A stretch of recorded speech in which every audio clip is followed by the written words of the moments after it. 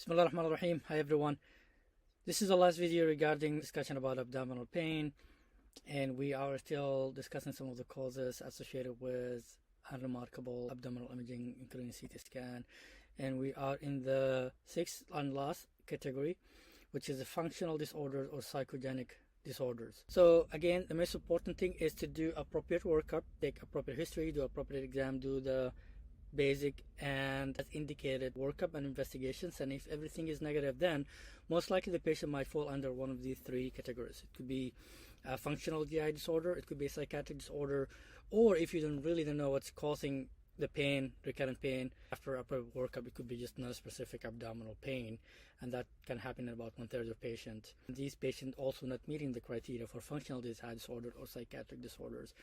So functional GI disorders include irritable bowel syndrome, which is relatively common and is associated with diffuse abdominal pain, but you can also have other functional GI disorders associated with epigastric pain, or even sometimes epigastric pain with chest pain, including functional dyspepsia and functional heartburn. Also narcotic bowel syndrome, we talked about that when we talked about medication-induced abdominal pain or GI symptoms. Another disorder under this category is the central mediated abdominal pain syndrome, or CAPS, and it's usually due to central sensitization rather than a pathology in the GI tract itself. And according to the Rome 4 criteria, which is a criteria used for many of these disorders, the CAPS usually chronic, but usually lasts less than 6 months. The pain is usually diffuse, constant, and could be recurring, kind of similar to IBS. But what distinguishes it from IBS is that it's not related to food, and there is no change in bowel habits, which is a feature of irritable bowel syndrome. And again, there is no organic cause found in these patients. These patients might respond to neuromodulators, so like duloxetine. So you might want to try that. Again, after you do a proper workup and there is no definitive cause, you can try duloxetine, especially if the patient meeting the criteria for these functional disorders. That, in addition to the non-pharmacological intervention like cognitive behavioral therapy and other psychological therapies if available. Psychiatric disorders include somatoform disorders or somatic symptom disorders, including what used to be called the pain disorder, which is some of these disorders are associated with recurring pain and difficult to treat abdominal pain. So that patient might have a somatoform or somatic symptoms disorder. Now, for irritable bowel syndrome, clues for the diagnosis include pain is usually recurrent in nature, variable in location and intensity, and associated with change in frequency or form of stool. Patient might have predominantly constipation, predominantly diarrhea, or both. There is increased gas. This is a common feature, so patient might have bloating, distension, belching, and flatulence. There might be some personal or family history of mood disorder and anxiety disorders or any other psychiatric disease. Most importantly, look for red flags. Does your patient have any of these red flags that might actually point towards a certain pathology rather than IBS, right? And these patients should have appropriate workup guided by a history and exam. And many of these patients might need a upper endoscopy or lower endoscopy or both. These red flags include elderly patients, patient above 50, especially if it's new onset abdominal pain, no prior screening for colorectal cancer, if there is a family history of colorectal cancer or ovarian cancer, if there is lymphadenopathy or mass in the abdominal CT scan or MRI, you need to pursue a serious pathology like malignancy, for example. There is history of weight loss. If it's unintentional or unexplained weight loss, that's a red flag.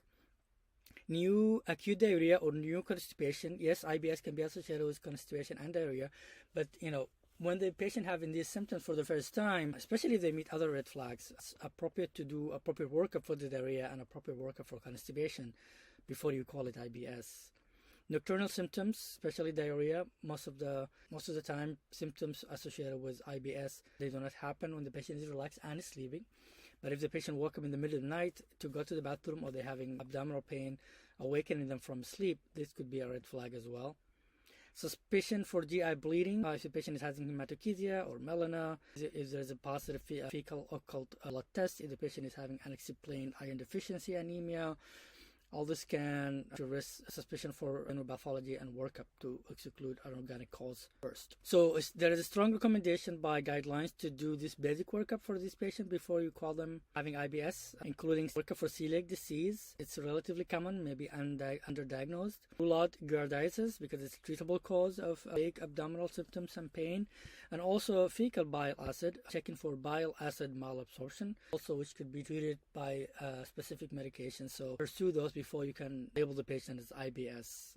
There's also some conditional recommendation to do other workup, looking for other pathologies, including inflammatory markers in the stool, like calprotectin or lactoferrin. This could be associated with inflammatory bowel disease. And then also look for iron deficiency anemia. So consider doing iron studies and hemoglobin level. And also inflammatory markers in the serum, ESR and CRP, because if these are markedly elevated, it could be associated with organic cause rather than IBS. All right, so according to many experts and some studies, these are probably the most commonly missed pathologies as a cause of abdominal pain in general. So patient presents with atypical appendicitis. Appendicitis can be very tricky. We talked about that when we talked about common causes of abdominal pain associated with positive imaging. But sometimes we mentioned that appendicitis could have different locations that can present with really less remarkable or less characteristic symptoms, especially in very young age and very old age. Biliary issues, biliary pathologies like cholecystitis, gallbladder stones, these can sometimes be very tricky. The case I had earlier in some of the videos about common causes of abdominal pain, I talked about a kind of an interesting, challenging case of acute cholecystitis that was a little bit tricky and not straightforward. Hernias could be easily diagnosed, but also can be tricky sometimes. Might be a little bit not clear on exam. And also hiatus hernia, for example, sometimes could be asymptomatic, sometimes could be the cause of the pain, and sometimes it's really hard to tease out if it's the cause of the symptoms or not. Gynecological issues sometimes could be tricky to diagnose. We talked about that when we talked about lower abdominal pain, and we talked about the imaging that can be helpful. Food intolerance, carbohydrate malabsorption, food allergy, lactose intolerance. These are also relatively common cause of abdominal pain. Sometimes can be easily missed if you don't take a careful history, and if the patient is not really sure about the association with certain food. So history is key here. Celiac disease, relatively common, again, probably might be underdiagnosed and can be easily detected, can be easily looked for. So consider workup for celiac disease in many patients with vague occurring symptoms. Bile acid diarrhea, we talked about the fact that there's a strong recommendation to check bile acid in feces for that disorder. Intestinal dysbiosis, bacterial overgrowth also sometimes can be difficult to diagnose. So keep that in mind. Hereditary angioedema, we talked about that under genetic disorders. Keep that in mind. Mesenteric ischemia also in patients with risk factors for ischemia, for example, elderly with atherosclerotic disease or young patient with atrial fibrillation or thromboembolism from any underlying cause. Extra-abdominal causes could be very tricky. We talked about that when we mentioned a patient with epigastric pain found to have right upper abdominal pain and epigastric pain found to have pulmonary embolism. Sometimes could be challenging to diagnose. And then, of course, again, take a appropriate medication history. Ask about herbal medications, over-the-counter medications, non-traditional, non-prescription medications. The patient might take those medications without telling you. And if you don't specifically ask for those, it might be missed. Pancreatic insufficiency, mast cell disorders, microscopic colitis. Also, these are very relatively uncommon, but they might happen. Microscopic colitis actually might be more common than what we think. I have a few patients now coming with really difficult to treat diarrhea, and we admitted them and did colonoscopy, and they ultimately found to have microscopic colitis. So how to make sure that you're not missing an important cause of abdominal pain?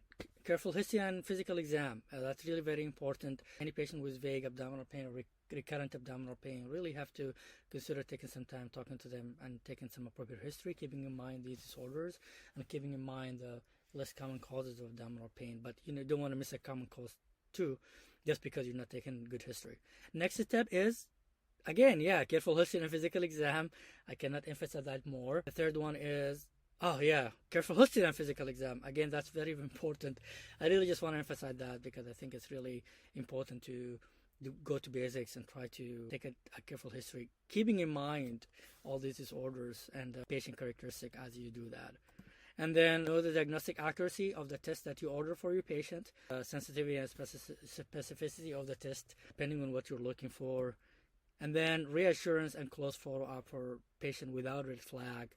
If they have like recurrent symptoms, it could be functional, it could be psychiatric, they need hopefully can have appropriate follow-up with the same provider, and they build a rapport with that provider and can build trust with that provider. And then sometimes the pathology might not be evident in the first visit or second visit, or the first admission or second admission, and then asking for a second opinion might be another consideration in some patients who are having like really kind of a mysterious abdominal pain. Well, that's the end of it. Thank you very much. If you have any comment or any questions, please don't hesitate to send me a question or put a comment. Thank you very much, and see you in the next pathology.